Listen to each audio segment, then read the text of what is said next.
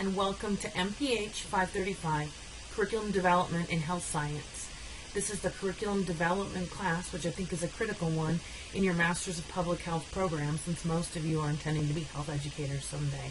So I'm really excited to have the opportunity to teach this class. As you can see, my name is Jennifer Kaufsbeck-Getz. Jennifer is fine.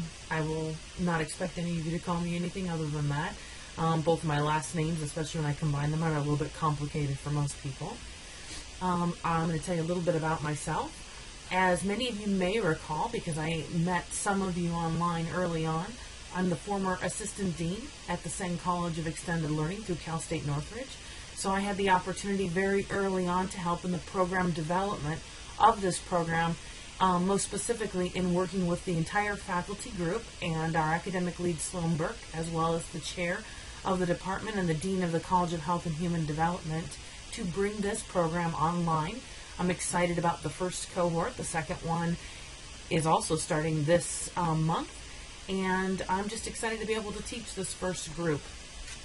I'm no longer the assistant dean at Cal State Northridge. I left in May and moved on to become a dean at Moore Park College, which is a local community college here in Southern California. Most of our students actually transfer on to Cal State Northridge, so I'm still very close to home. My work as an assistant dean focused on program development, so I worked on over 20 programs throughout that time, developing them for the online and face-to-face platform in areas of business, accounting, taxation, humanities, of course health, public health and health areas, psychology, social work. The list goes on, a broad array of really exciting programs, really always with the focus on what do learners want and need. I've been teaching for 20 years. It'll be 20 years in January, mostly in the areas of social sciences. I teach research methods also here at Cal State Northridge, and I teach courses in the areas of curriculum design, curriculum development, and the social and behavioral sciences. I also have experience creating classes, several classes at the undergraduate level, many at the graduate level, and also community trainings and community workshops. And some of you in this course will actually focus on training and workshop types of things rather than courses like traditional college level courses. The concepts are still the same. The methods of delivering the audience, of course, change, but the concepts are the same for all types of learning. I also have experience in accreditation. I am an accreditation evaluator for the Distance Education Accrediting Commission, which is a national accrediting body. So we focus mostly on accrediting online and distance programs today. Most of those are fully online. I have a cheat sheet on all the things that I wanted to say in my welcome video. In class, we're going to do many things. You will see a lot of thought, I hope, was put into how the class is designed, and these thoughts were actually considered from the beginning of the program. So you should see that I'm doing things that a lot of your previous instructors did. Hopefully the variety and balance, which you will learn is important, will come through. You'll do some work individually. There will be assignments that you, asynchronous discussions, which you are all very familiar with. There will also be synchronous discussions or live sessions, and that collaborate. So there's that mixed mode or mixed method of delivery. I will teach those in a discussion format rather than a talk-at-you lecture format. There will be times in which I'm doing talking to help extrapolate or explain, but the idea is that you come prepared to those so that we're having discussions.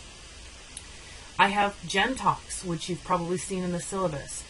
I purposely called them Gen Talks because I don't want to refer to them as lectures. You will learn in this class that lecturing at people is a form of instruction that is minimally effective. Certainly it has its place. Short snippets that can be engaging and interesting and drive a point home and give someone a break from text and a little bit of video can be good. So rather than calling mine lectures, they're called Gen Talks, and they're hopefully a bit shorter than what you're used to with lectures and will, I'm hoping, shed some light on some key topics. We will also have some text-based content. So they're essentially like articles that I wrote that are called instructor commentaries. So you'll have 5 Gen Talks and 2 instructor commentaries throughout the 8-week course. There is one group-based assignment.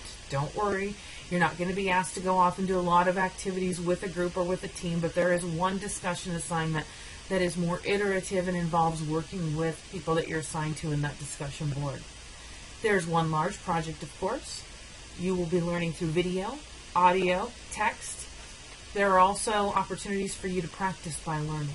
So we are going to integrate a lot of the things that you're going to learn about in this class so that there are multiple modes of delivery and a variety of things that you all are doing and experiencing, and hopefully I'm facilitating as we move throughout the course. I'm really looking forward to this class. In fact, I'm getting all of my materials up sort of last minute because I kept changing, adjusting, trying to make things better than they were a month ago, 2 months ago, or the day before, depending on where we're at. So as you get excited about curriculum and curriculum development, you always find, if you're a facilitator of learning, that there are things that you can always improve. And I hope I will have the opportunity to get that point across to you all so that you will be the most effective health educators and MPH students that you can be. Looking forward to class.